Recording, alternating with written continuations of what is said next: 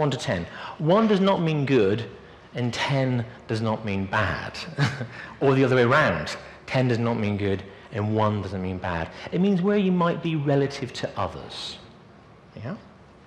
So if you keep in mind the idea that most people are within the 4 to 7 band. Yeah? 4 to 7 band.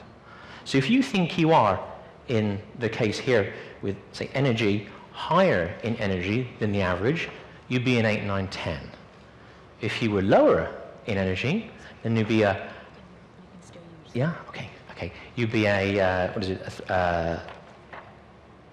You'd be a 3, 2, 1. So what I just invite you to do, while we get back up together, is just have a go at plotting yourself on this circle, yeah?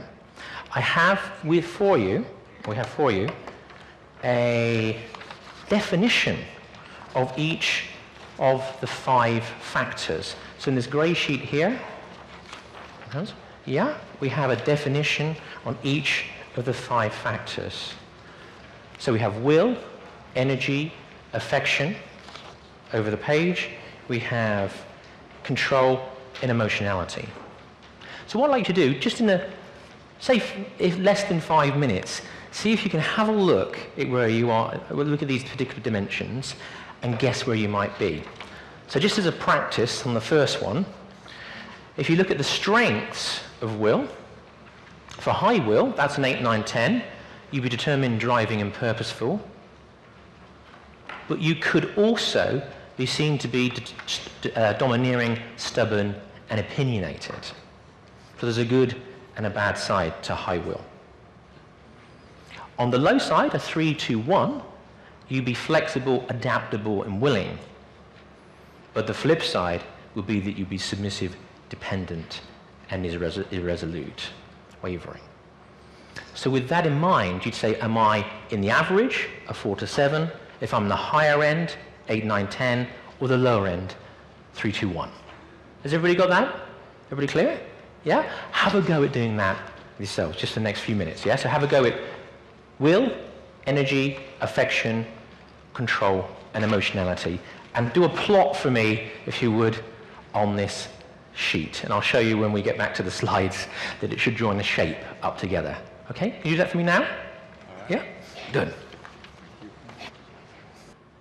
If you need any explanation from somebody about some of the words, then hopefully you can work it with your neighbour. But it'd be interesting to look at those areas there, and I'll show you in a moment how we can put it together. We do this on engagement workshops with leaders to help them understand themselves.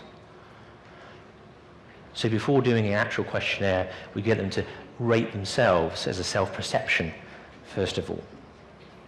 So once you've done the 5 scores, so there's 4 on the actual shape, and there's 1 underneath, emotionality, could you raise your hand so I know who's finished?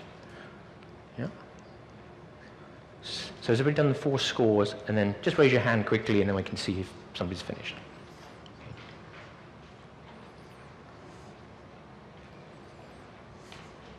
Okay. How's everybody doing? Almost there? Almost there? Yeah? Who's finished? Who's got the 4? Who's got 5? Okay. So if you've got, I'll tell you what, let's go back to this one when we get to it, yeah? It'll be a little bit clearer when I actually go back into the actual show itself. But just to let you know, this is the bit, as I say, in the middle of engagement here, personality traits. We're looking at self-scoring on 5 of them. And this is the bit in the middle that we actually feel makes the difference.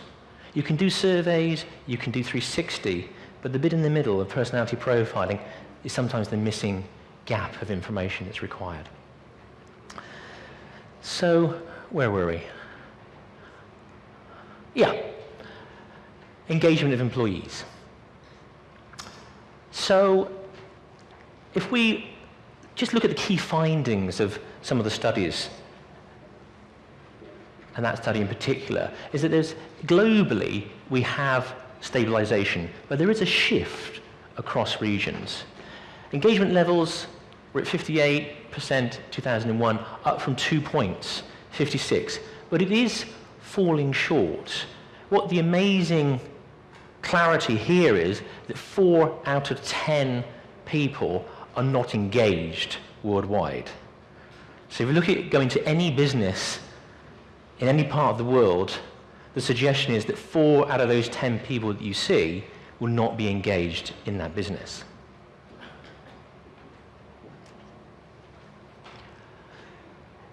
If we focus on Asia-Pac region, there's improvement of levels, 3 percentage points as we go up there, but they're still falling short.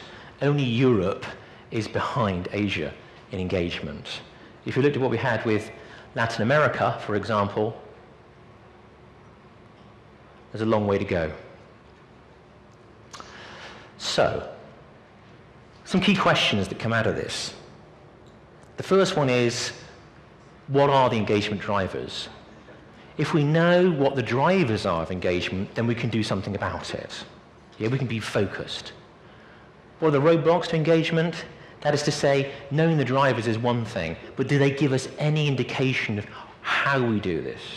How we actually improve our engagement practice? And the third one, which I think you'd be very hopefully clear about by the end that you leave this session, is that there are some solutions. There are solutions that are available, and I will be giving those as we go through. So, engagement drivers.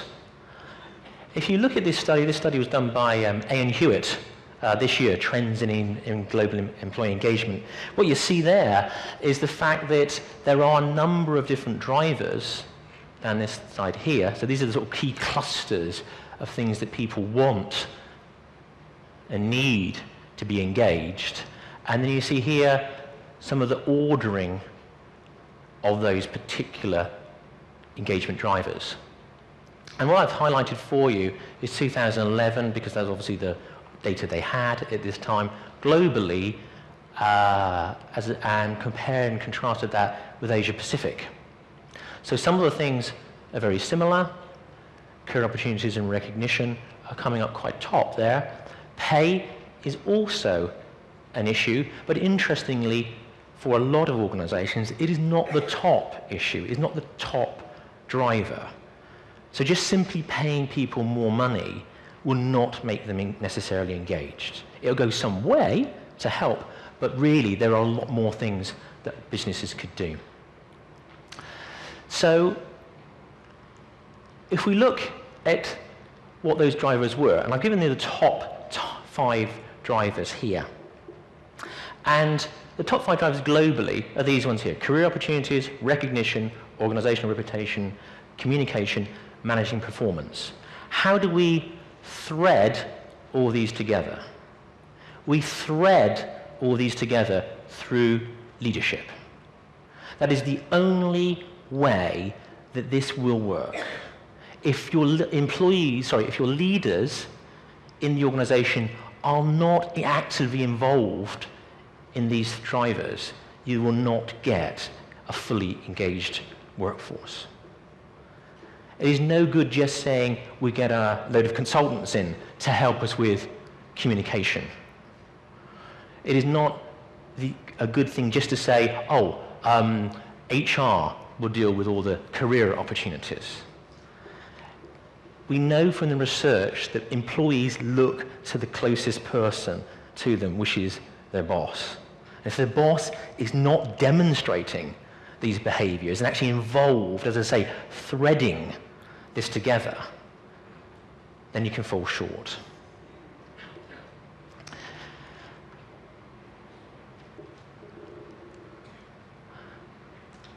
So not only is leadership the solution, it is also the biggest single roadblock to engagement.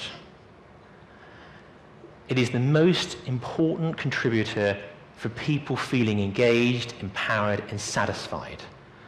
It's based upon the relationship they have with their boss. There is no other way that you can get engagement. I'll keep repeating this until you actually do something about enhancing the leadership effect. Because what we see very clearly is that leadership effect is having a disengaging outcome. What you want your leadership effect to be, or to have, is an engaging outcome. There's a very practical reason for this. Organizations and employees rate their current leadership as high, 13 times more likely to outperform their competition on key metrics such as financial performance. And for a psychologist, I found that quite amazing, because you can actually prove the return on investment to any intervention that you do. 13 times more likely to outperform competition on key metrics such as financial performance. I don't know if there's any better one to actually put forward to working for a project than a financial performance incentive. But look at the downside. Only 38% of these leaders in the study were actually rated as good or excellent, and 25% were rated as poor. So a third, 1 in 3 employees think their boss isn't in some ways up to the job. And we go even further, a third of HR and leaders rate their leadership development programs as actually being effective. So as you can see, the whole thing here rests on the leadership effect, and it's trying to sort of give an idea very clearly that that is, if there was only one focus, it would be the leadership focus for engagement. Turn it around the other way, poor leadership equals disengagement. Yeah? Talented people don't leave organizations, they leave toxic leaders and poor leadership practices. That is the be-all and end of all of it. Yeah? People come to me and they talk about working for great companies, and I like the brand, and I like the product, and I like my colleagues, and I like the support area. So what's the problem then? My boss. It's as simple as that in a coaching session. So if you look at the reporting of this, 65 to 75% of employees in any given organization, the worst aspect of their job is their immediate person, immediate boss. And not just doing a falling short, but actually incompetence is estimated between 30 and 75%. So we have quite a compelling argument that if you're going to focus on anything to get people engaged, it's a leadership practice. So what can leaders do? And I've given here a bit of a laundry list, if you like. Did you say, do these things in some way would help employees?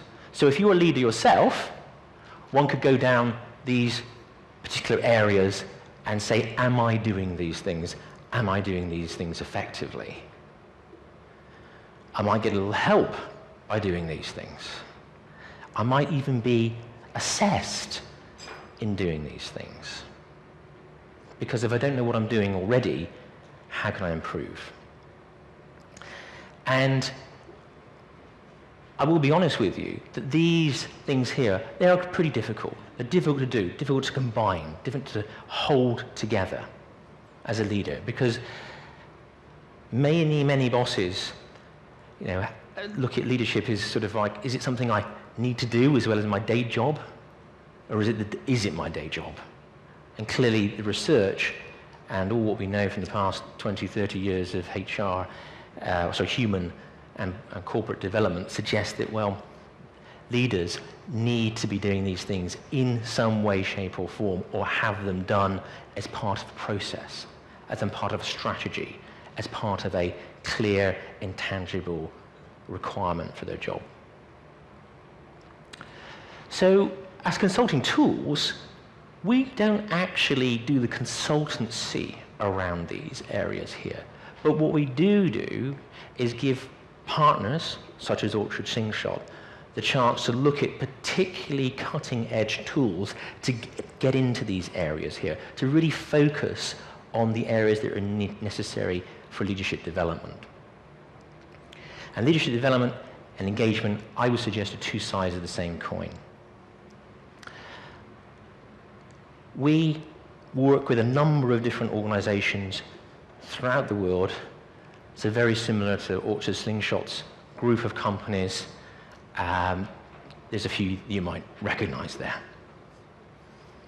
In particular, I think there's one just over there.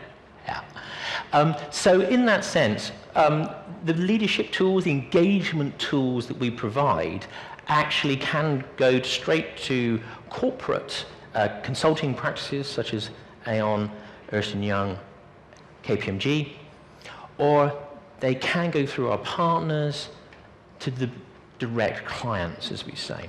And the reason I put these up here, not because showing off or anything like that, but just to say that actually tools, processes, systems that we provide do work for organizations regardless of where they are in the world, regardless of where they're located.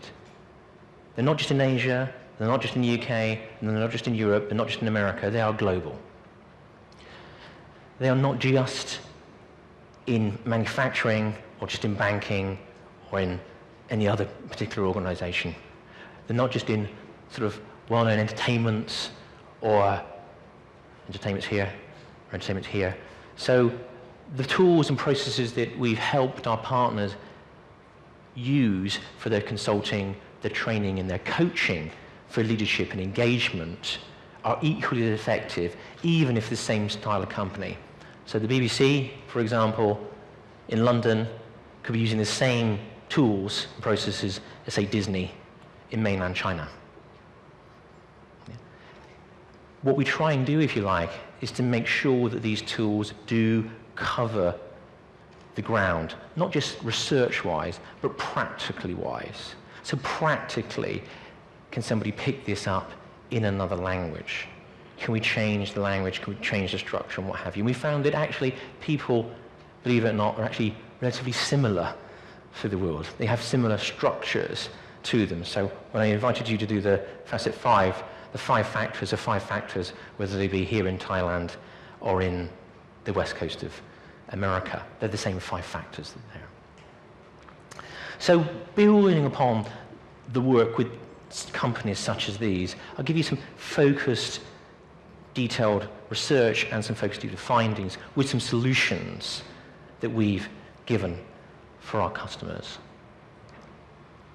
The first practical tool for engagement is surveys. Unsurprisingly, you need to understand how people are thinking, feeling about their company, about their job, about their boss.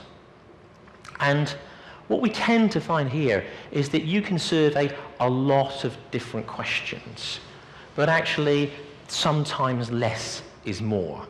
It's better to have a focused survey to find out what the key drivers would be.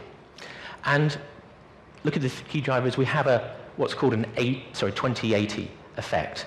That is to say that you might have the 10 drivers that are there, pick the 2 that are going to make the most difference to your company, because you can only find that by doing the work within your particular company.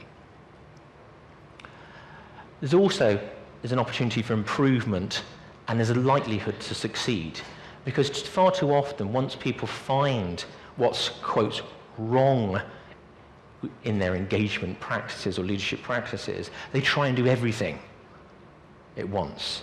And instead of actually focusing their efforts onto 1 or 2 or 3 areas, they try and do it across the whole 10, and it's almost like, if like not paying, not giving enough depth for the solution. The interesting part I find is that with the survey, you can actually give a leadership index. So within a survey itself, you can provide, or we can provide anyway, a leadership effectiveness index.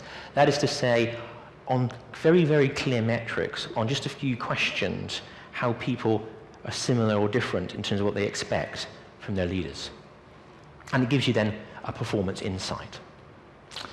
So here's a little study that was done with a colleague of mine, Dr. Ken Nowak, who works out of Santa Monica near Los Angeles in the USA.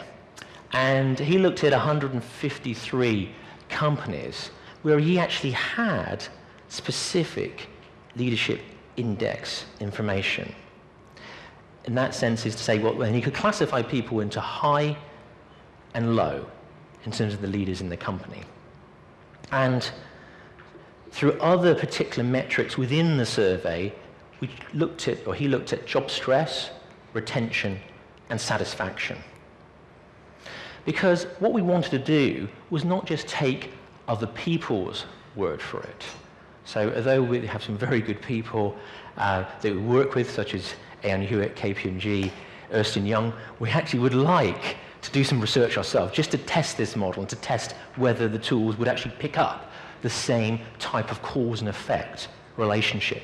And as you find here, what's happened is high effectiveness. So if you are with a high effectiveness boss, it seems to be that you are more likely to be feeling of continuing with the company, less stressed, and higher satisfied. So very clearly, there is a point-to-point relationship with high effectiveness and the behaviors that we want, or the feelings we want. And does it work the other way around? Yes, it does. If I have a low effective boss, tendency to be like, I'm thinking of leaving, I'm not satisfied, and I feel the stress. Very, very clearly in that way. So what we were getting at there was saying, well, we've got some kind of roadmap here to get over the roadblock of leadership, in the fact that it's a leadership engagement effect of effectiveness. So if I, as a leader, am being more relational and effective, that is, reaching out for my employees, getting them involved, getting them clear about where they might continue their career in the organization, then my employees, or the reports around me, will feel significantly less likely considering within the next 12 months, more engaged and satisfied with the work, and would report significantly less stress. And the science behind that, those particular sort of points there, actually leads us to say that these are actually significant effects, highly, highly significant effects. So in that sense, what we have is that what leaders are doing, even just the pure perception of doing an effective job, actually has a major impact on employees' well-being, but also on the key point here, in my mind, of organizational behavior, significantly less likely to consider leaving within the next 12 months. So as Appy was saying, that when opportunities open up, people are maybe less likely to leave if they have an effective leader. Other tools we can use, so that's at the broad level, there's like surveys broadening almost all employees. Some key employees may actually be reviewed. So if I'm the boss, I have a leader, and I have some direct reports, and very straightforwardly, I can get a very good view of my behavior, of my perception of behavior as a boss through the people that I work with. And you probably have seen 360-degree feedback processes, and the process is actually very straightforward. It's actually what you do with the results afterwards that's the hard bit, and that's the bit for engagement. Because if you just do 360, if you just do surveys, if you just do personality profiling, it doesn't actually make a lot of difference. People have an awareness that things are good, bad, or indifferent, but then nothing moves from that. You have to facilitate the leadership effect. Why do you have to facilitate it? Well, again, Ken, Dr. Nowak, that I was talking about, actually did a survey with a particular tool called Manager View. And he looked at data mining the whole of the database for a huge number of corporate companies and leaders, and found that the lowest rated competencies by direct reports on the leaders were conflict management, recognizing and rewarding talent, involvement, participatory management, team building, and performance appraisal. So what they're saying, people are saying, generally and consistently, that we're not getting all those things there. And if you look and link back to what Aon Hewitt and other corporate organizations have said, what the key drivers of engagement are, they're these things. That's what will help drive engagement, and that's what people are not getting. So it's no wonder that employees are disengaged, 4 in 10, as you said there.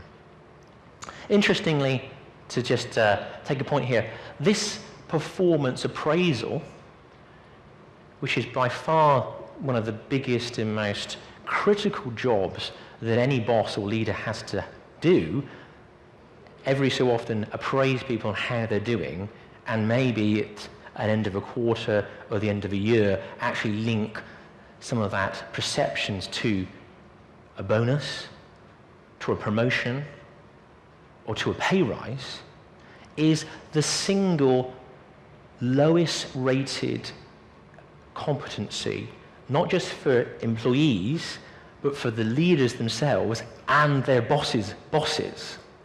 So this really is one of the biggest and critical areas to get right.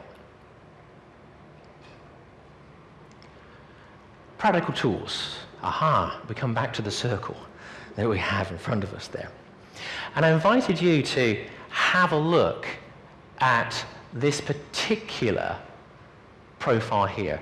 As I said before, personality profiling seems to be the missing link with most engagement processes that I have seen and I have witnessed.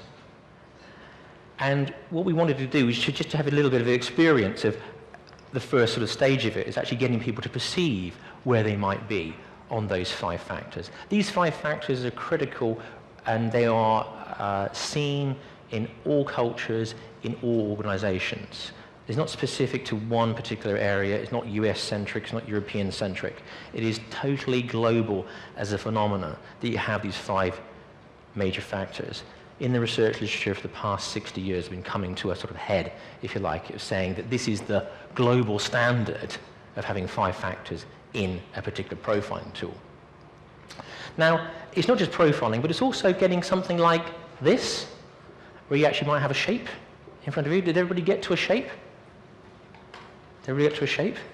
Yeah? Okay. If you didn't get to a shape beforehand, maybe have a think about where you might put yourself on this area here. Just have a go, because I'd like everybody to have a little shape in front of them. You don't have to spend ages and ages. It's only a guessing game at this stage. Yeah. But the guessing game just helps us sometimes with people's perceptions, because you actually have a full tool, a full psychometric called Facet 5 that gets to this particular shape in about 15 minutes of 104 questions. Okay, let's get to where we are with the shape, yeah? Now, you hopefully have some type of shape like this. Everybody is on this particular scale, yeah? So you may have heard of people having no personality, yeah? That is impossible because there's no 0 on the scale. The minimum you can get is 1, the maximum you can get is 10. So therefore you're on that scale wherever you are, and there's no right or no wrong. But what there is about this scale, what there is about this particular profile, is the fact that when you have got it structured through the process of a questionnaire and then normed on whether it be global English speaking or agent manager norms that we have, you can then get a picture of how similar or how different I may be to the other people that I work with. So, as a case example, we have Sally Sample up here. And Sally seems to be within the average range on will, average range on energy, slightly lower on control, and then the average range of affection. So if Sally is a leader of others, then a couple of immediate things pop out of the profile. When we're talking with her and discussing things with her about how she's managing and her staff, helping them with their roles and so forth, it hopefully is quite clear that she has less control than the average, in this case, let's take Asian manager. And she's going towards a 3, 2, 1 on that side. So she's probably a bit more flexible than most managers. She may be a bit more creative than most managers. She may be a bit more fluid in her approach than most managers. That's the positives. The thing is, that's what Sally feels that she's doing.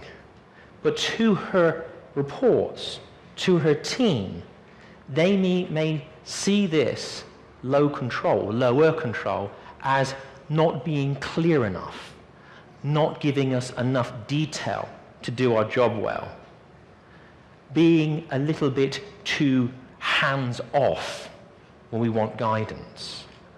Yeah? So you may be a bit like Sally, I don't know. So you can see just in an instant, you can get some kind of clue there. And you go around the whole profile. I'll just finish on this one, because Sally is a higher emotionality than most, in this case, Asian managers. So therefore, there's a prediction that she could be very reactive, very, has a lot of verve, has a lot of vibrancy, maybe has a lot of passion in how she works with other people. However, not everybody may experience it in that way. Some may experience it as a bit up and down, moody, volatile. We go in one day and Sally is fine. We go another day and Sally's a bit up and down. So when I go for my performance appraisal for Sally, I'm hoping that she's having a good day. So, just as an example that we have here. So, there are many Sallys out there, okay? And what we tend to find is that Sally needs a bit of help, yeah? Because in that sense, it's not just knowing what you're doing to others, it's knowing how other people would like to be managed and work with. And so, you might see in your pieces of information that we have, there's a set of circles down there, 17 circles on the page, yeah? We've got 17 families. And if we were to just be very, very sort of blunt about the categorization, Sally is only one of 17 different types. Therefore, if Sally manages everyone the same as how she feels she should be managed, at the very best, she will get it right 1 in 17 times. That's not good odds. So how can we improve the odds? And rather than going through it fully, I'll give you just an array of different things here. Because once we know the profile of the person and the people that she's managing, it helps slot into place a number of different, what we call lifestyle people issues. So if I want the right fit into the team or into the organization, I'm looking at a particular shape. If I'm looking at hires, how can I integrate people together? How can I put all these shapes, if you like, together? And so on, going all the way through to actually spotting talent. Because what we can do through the reporting of the profile is actually look at people's motivations and aspirations and to see where they might best fit in the next role up. The key one, I think, for engagement is actually using this as a process. The process is already there, but to actively facilitate these two areas here, leading and coaching. Because as we said, the key to engagement is actually leadership factors and leadership drivers. And those two together will actually help in terms of boosting what we know are the key drivers of engagement. As a very, very practical point, Very, very practical. So I'm told that people in Thailand like very, very specific and practical details and points. And if I had to go and do, as I did before, Sally like this and go through it, it takes quite a long time. Yeah? If I'm the manager of Sally, I might not have the time and the focus or even the experience of understanding the profile. Do not worry, because if you're the manager of Sally, or even Sally's reports, what do we have out of this? We actually have a leadership guide. This is clearly produced from the report, from the profile. So once you've got the data in, you can produce many, many different spin-off reports. And this is the one I believe is the key to making engagement effective. Because this helps, if I'm Sally, it helps me think, I can look at my particular reports, the people that I work with. If I work with 10 different people, I can look at their 10 different leading edges and have a focus and saying, not how I want to motivate people, but how they want to be motivated by me. It takes the whole thing in a different way. And so I think at the end of it all, there's one final engagement takeaway here. That one size doesn't fit all with what we've been doing. So just because you audit on surveys, you audit on 360 or even personality profile, just that sort of process is a useful process, but it actually may be focused better by understanding the key drivers for your organization. So we know the key drivers globally, we know the key drivers for Asia, but in terms of your particular organization, that has to be found out. And in terms of doing that, I'd invite you to select tools and solutions that will be most fitting to uncover that as a diagnostic and then to facilitate the leadership effect. Because as we know, if we don't actually help leaders in terms of affecting people positively, then as we know, 10 in 4 people are disengaged. So therefore they can't do it on their own. They must have some help. And we're trying to reverse up the odds of people being engaged and focused and motivated. So I'll leave you with this one here, yeah? Is that what we've been talking about is almost like putting the leader on the chair. Yeah? So if you can imagine we put the leader on the chair and the people they lead sit around them. Yeah? With the survey, with 360, and with the facet, we can make this happen, not, if you like, as a workshop, but as a very clear, simple, structured, and business effective tool. Thank you for listening.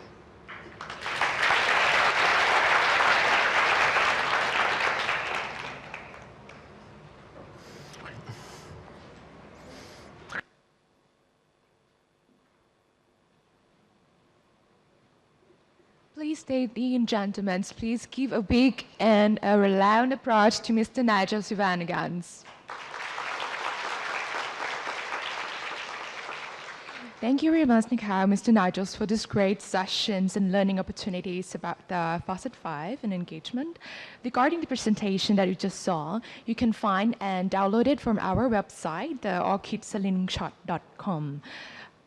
เรียนทุกท่านนะคะทุกท่านสามารถดาวน์โหลด presentation ชุดนี้นะคะที่คุณนายเจลได้ present ได้ที่ orchidslingshot.com นะคะบนเว็บไซต์ของเราได้เลยนะคะ Before we take a short break and continue the second part of panel discussions, I would like to have a special announcement programs to whom or who would like to have the experience to the Facet 5 assessments. We will hold an activities on Orchid Slingshot Facebook fan page, which you can find the link on Orchid Slingshot folders on your documents. Any participants who are active on our fan page will get the chance to win the Facet 5 assessment and reports. So please keep yourself in touch with us. And if you have any questions or interested in our products and service, please approach any of our staff in front of the booth. They will be more than welcome to answer your questions. Thank you very much and enjoy your afternoon break. Thank you.